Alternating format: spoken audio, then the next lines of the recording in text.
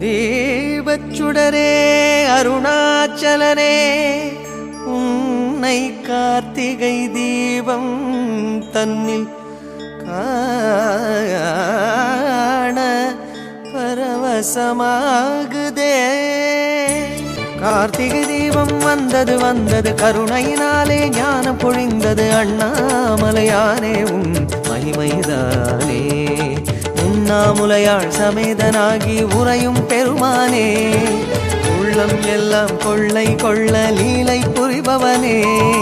உண்ணாமுலையாள் சமேதனாகி உறையும் பெருமானே உள்ளம் எல்லாம் கொள்ளை கொள்ள லீலை புரிபவனே.